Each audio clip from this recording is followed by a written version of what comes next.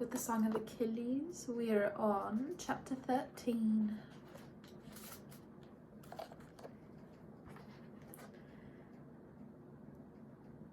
The next days passed quietly. We took meals in our room and spent long hours away from the palace, exploring the island, seeking what shade there was beneath the scruffy trees. We had to be careful. Achilles could not be seen moving too quickly, climbing too skillfully, holding a spear. But we were not followed, and there were many places where he could safely let his disguise drop. On the far side of the island, there was a deserted stretch of beach, rock-filled, but twice the size of our running tracks. Achilles made a sound of delight when he saw it and tore off his dress. I watched him race across it, as swiftly as if the beach had been flat. "Count for me!" he shouted over his shoulder. I did, tapping against the sand to keep the time. "How many?" he called from the beach's end. 13, I called back. "I'm just warming up," he said. The next time it was 11. The last time it was 9. He sat down next to me, barely winded, his cheeks flushed with joy. He had told me of his days as a woman, the long hours of enforced tedium with only the dances for relief. Free now, he stretched his muscles like one of Pelion's mountain cats, luxuriant in his own strength. In the evenings, though, we had to return to the great hall. Reluctant, Achilles had put on his dress and smoothed back his hair. Often he bound it up in cloth, as he had that first night. Golden hair was uncommon enough to be remarked upon by sailors and merchants who passed through our harbor. If their tales found the ears of someone clever enough, I did not like to think of it. A table was set for us at the front of the hall near the thrones. We ate there, the 4 of us, Lycomedes, Didamia, Achilles, and I. Sometimes we were joined by a counselor or two, sometimes not. These dinners were mostly silent. They were more for form, to quell gossip and maintain the fiction of Achilles as my wife and the king's ward. Didamia's eyes darted eagerly towards him, hoping he would look at her. But he never did. "Good evening," he would say in his proper girl's voice as we sat, but nothing more. His indifference was a palpable thing, and I saw her pretty face flinch through emotions of shame and hurt and anger. She kept looking to her father as if she hoped he might intervene, but Lycomedes put bite after bite in his mouth and said nothing. Sometimes she saw me watching her. Her face would grow hard then, and her eyes would narrow. She put a hand on her belly possessively as if to ward off some spell I might cast. Perhaps she thought I was mocking her, flourishing my triumph. Perhaps she thought I hated her. She didn't know that I almost asked him 100 times to be a little kinder to her. You do not have to humiliate her so thoroughly, I thought. But it was not kindness he lacked. It was interest. His gaze passed over her as if she were not there. Once she tried to speak to him, her voice trembling with hope. "Are you well, Pyrrha?" He continued eating in his elegant, swift bites. He and I had planned to take spears to the far side of the island after dinner and catch fish by moonlight. He was eager to be gone. I had to nudge him beneath the table. "What is it?" he asked me. "The princess wants to know if you are well." "Oh." He glanced at her briefly, then back to me. "I am well," he said. As the days wore on, Achilles took to waking early so that he might practice with spears before the sun rose high. We had hidden weapons in a distant grove, and he would exercise there before returning to womanhood in the palace. Sometimes he might visit his mother afterwards, sitting on one of Cyrus's jagged rocks, dangling his feet into the sea. It was one of these mornings, when Achilles was gone, that there was a loud rap on my door. "Yes," I called, but the guards were already stepping inside. They were more formal than I had ever seen them, carrying spears and standing at attention. It was strange to see them without their dice. "You are to come with us," one of them said. "Why?" I was barely out of bed and still bleary with sleep. "The princess ordered it." A guard took each of my arms and towed me to the door. When I started to protest, the first guard leaned towards me, his eyes on mine. It will be better if you go quietly. He drew his thumb over his spear point in theatrical menace. I did not really think they would hurt me, but neither did I want to be dragged through the halls of the palace. All right, I said. The narrow corridors where they led me I had never visited before. They were the women's quarters, twisting off from the main rooms, a beehive of narrow cells where Didamia's foster sisters slept and lived. I heard laughter from behind the doors and the endless shush-shush of the shuttle. Achilles said that the sun did not come through the windows here, and there was no breeze. He had spent nearly 2 months in them. I could not imagine it. At last we came to a large door, cut from finer wood than the rest. The guard knocked on it, opened it, and pushed me through. I heard it close firmly behind me. Inside, Didamia was seated primly on a leather-covered chair regarding me. There was a table beside her and a small stool at her feet. Otherwise, the room was empty. She must have planned this, I realized. She knew Achilles was away. There was no place for me to sit, so I stood. The floor was cold stone and my feet were bare. There was a second, smaller door. It led to her bedroom, I guessed. She watched me looking, her eyes bright as a bird's. There was nothing clever to say, so I said something foolish. You wanted to speak with me? She sniffed a little with contempt. Yes, Patroclus. I wanted to speak with you. I waited, but she said nothing more, only studied me, a finger tapping the arm of her chair. Her dress was looser than usual. She did not have it tied across the waist as she often did to show her figure. Her hair was unbound and held back at the temples with carved ivory combs. She tilted her head and smiled at me. You are not even handsome, that is the funny thing. You are quite ordinary. She had her father's way of pausing as if she expected a reply. I felt myself flushing. I must say something. I cleared my throat. She glared at me. I've not given you leave to speak. She held my gaze a moment as if to make sure that I would not disobey, then continued. I think it's funny. Look at you. She rose, and her quick steps ate up the space between us. Your neck is short, your chest is thin as a boy's. She gestured at me with disdainful fingers. And your face, she grimaced. Hideous. My women quite agree. Even my father agrees. Her pretty red lips parted to show her white teeth. It was the closest I had ever been to her. I could smell something sweet, like a acanthus flower. Close up, I could see that her hair was not just black, but shot through with shifting colors of rich brown. Well, what do you say? Her hands were on her hips. You have not given me leave to speak, I said. Anger flashed over her face. Don't be an idiot, she spat at me. I wasn't, she slapped me. Her hand was small but carried surprising force. It turned my head to the side roughly. The skin stung and my lip throbbed sharply where she had caught it with a ring. I had not been struck like this since I was a child. Boys were not usually slapped, but a father might do it to show contempt. Mine had. It shocked me. I could not have spoken even if I had known what to say. She bared her teeth at me as if daring me to strike her in return. When she saw I would not, her face twisted with triumph. Coward.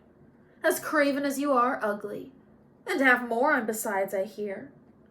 I do not understand it. It makes no sense that he should... She stopped abruptly, and the corner of her mouth tugged down as if caught by a fisherman's hook. She turned her back to me and was silent. A moment passed. I could hear the sound of her breaths, drawn slowly so I would not guess she was crying. I knew the trick. I'd done it myself. I hate you, she said, but her voice was thick and there was no force in it. A sort of pity rose in me, cooling the heat of my cheeks. I remembered how hard a thing indifference was to bear. I heard her swallow, and her hand moved swiftly to her face as if to wipe away tears. I'm leaving tomorrow, she said. That should make you happy. My father wants me to begin my confinement early. He says it would bring shame upon me for the pregnancy to be seen before it was known I was married. Confinement.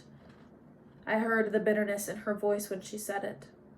Some small house at the edge of Lycomedes' land. She would not be able to dance or speak with companions there. She would be alone with a servant and her growing belly. I'm sorry, I said. She did not answer. I watched the soft heaving of her back beneath the white gown. I took a step towards her, then stopped. I had thought to touch her, to smooth her hair in comfort, but it would not be comfort from me. My hands fell back to my side. We stood there like that for some time, the sound of our breaths filling the chamber. When she turned, her face was ruddy from crying. Achilles does not regard me. Her voice trembled a little. Even though I bear his child and am his wife. Do you know why this is so? It was a child's question, like why the rain falls or why the sea's motion never ceases. I felt older than her, though I was not. I do not know, I said softly. Her face twisted. That's a lie. You're the reason. You will sail with him and I will be left here.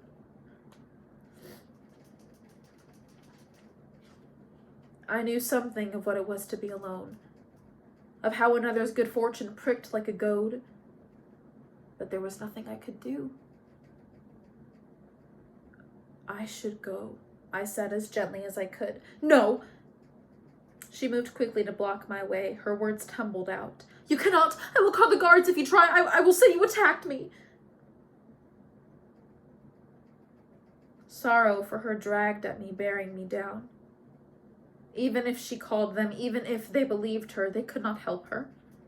I was the companion of Achilles and invulnerable. My feelings must have shown on my face. She recoiled from me as if it stung, and the heat sparked in her again. You were angry that he married me, that he lay with me. You were jealous. You should be. Her chin lifted as it used to. It was not just once. It was twice. Achilles had told me. She thought that she had power to drive a wedge between us, but she had nothing. I'm sorry, I said again. I had nothing better to say. He did not love her. He never would. As if she heard my thought, her face crumpled. Her tears fell on the floor, turning the gray stone black drop by drop. Let me get your father, I said, or one of your women. She looked up at me. Please, she whispered. Please do not leave.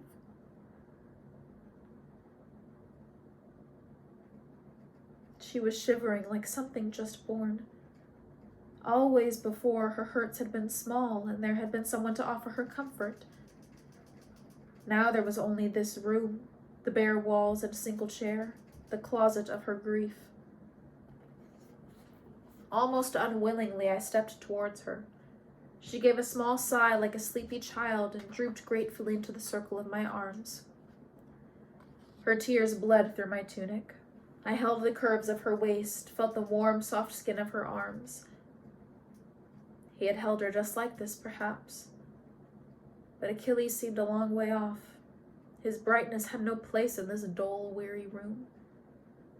Her face, hot as if with fever, pressed against my chest. All I could see of her was the top of her head, the whorl and tangle of her shining dark hair, the pale scalp beneath. After a time, her sobs subsided and she drew me closer. I felt her hands stroking my back, the length of her body pressing to mine. At first, I did not understand. Then I did. You do not want this, I said. I made to step back, but she held me too tightly. I do. Her eyes had an intensity to them that almost frightened me. Didamia? I tried to summon the voice I had used to make Peleus yield. The guards are outside. You must not. but she was calm now and sure. They will not disturb us. I swallowed, my throat dry with panic. Achilles will be looking for me. She smiled sadly. He will not look here. She took my hand. Come, she said, and drew me through her bedroom's door. Achilles had told me about their nights together when I asked. It had not been awkward for him to do so. Nothing was forbidden between us. Her body, he said, was soft and small as a child's. She had come to his cell at night with his mother and lain beside him on the bed. He had feared he would hurt her. It had been swift and neither spoke. He floundered as he tried to describe the heavy, thick smell, the wetness between her legs. Greasy, he said, like oil. When I pressed him further, he shook his head. I cannot remember, really. It was dark and I could not see. I wanted it to be over. He stroked my cheek. I missed you. The door closed behind us, and we were alone in a modest room. The walls were hung with tapestries, and the floor was thick with sheepskin rugs. There was a bed pushed against the window to catch the hint of breeze. She pulled her dress over her head and dropped it on the floor. Do you think I am beautiful? She asked me. I was grateful for a simple answer. Yes, I said. Her body was small and delicately made, with just the barest rise of belly where the child grew. My eyes were drawn down to what I had never seen before, a small furred area, the dark hairs spreading lightly upwards. She saw me looking. Reaching for my hand, she guided me to that place which radiated heat like the embers of a fire. The skin that slipped against my fingers was warm and delicate, so fragile I was almost afraid I would tear it with my touch. My other hand reached up to stroke her cheek, to trace the softness beneath her eyes. The look in them was terrible to see. There was no hope or pleasure, only determination. Almost I fled, but I could not bear to see her face broken open with more sorrow, more disappointment. Another boy who could not give her what she wanted. So I allowed her hands, fumbling a little, to draw me to the bed, to guide me between her thighs, where tender skin parted, weeping slow, warm drops. I felt resistance and would have drawn back, but she shook her head sharply. Her small face was tight with concentration, her jaw set as if against pain. It was a relief for us both when at last the skin eased, gave way, when I slipped into that sheathing warmth within her. I will not say I was not aroused. A slow, climbing tension moved through me. It was a strange, drowsy feeling, so different from my sharp, sure desires for Achilles. She seemed hurt by this, my heavy-lidded repose. More indifference. And so I let myself move, made sounds of pleasure, pressed my chest against hers as if in passion, flattening her soft, small breasts beneath me. She was pleased then, suddenly fierce, pulling and pushing me harder and faster, her eyes lighting in triumph at the changes in my breath. And then, at the slow rising of tide inside me, her legs, light but firm, wrapped around my back, bucking me into her, drawing out the spasm of my pleasure.